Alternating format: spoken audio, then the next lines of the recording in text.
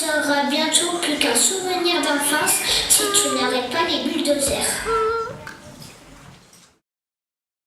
Alors moi personnellement oui, puisque c'est vrai que c'est, on va dire, dans l'air du temps, et puis je pense que c'est par rapport à surtout par rapport à un public d'enfants, je pense que c'est aussi notre devoir que de les éduquer et de les sensibiliser à l'écologie, et puis par le média, voilà, que ça se passe aussi sur l'écran, ça fait partie des temps modernes. Donc effectivement je pense que ça leur parle d'autant plus, et puis même si c'est quelque part un peu antinomique, mais ça, je pense que ça les attire et ça leur parle.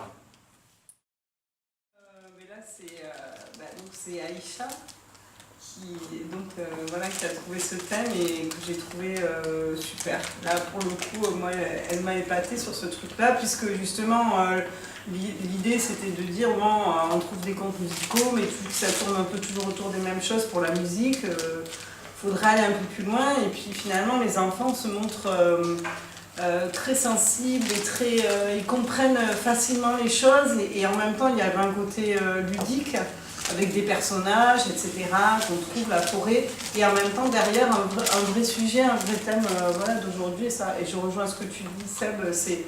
Enfin voilà, les enfants, ils ont bien compris le thème, on a pu en parler aussi, donc le projet, grâce au thème, est allé vraiment au-delà de dire on va faire un peu de mise en scène, un peu de texte, un peu de musique, un peu de chant. On est vraiment allé au-delà de ça, et je trouve que c'est ça qui est intéressant. Évidemment, on restera souvent sur des thèmes d'accessibilité, de lien social, des choses qui font partie de nos missions et qui sont importantes pour nous.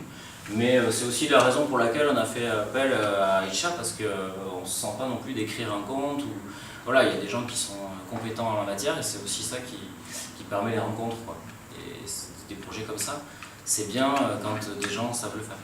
Oui, parce que nous, on n'aurait pas eu l'idée, enfin moi personnellement, je n'aurais pas forcément pensé à tout ça, quoi. Enfin, je veux dire, après c'est un métier et des compétences, et ce qui est intéressant, c'est voilà, d'aller peut-être chercher les personnes qui les ont, pas vouloir tout faire tout seul, soi-même, je crois que c'est important, et puis pour les enfants aussi, c'est important qu'ils comprennent ça. Bien sûr, parce que dans le conte, il y a une partie onirique qui permet d'attirer les enfants, leur raconter une histoire, quoi.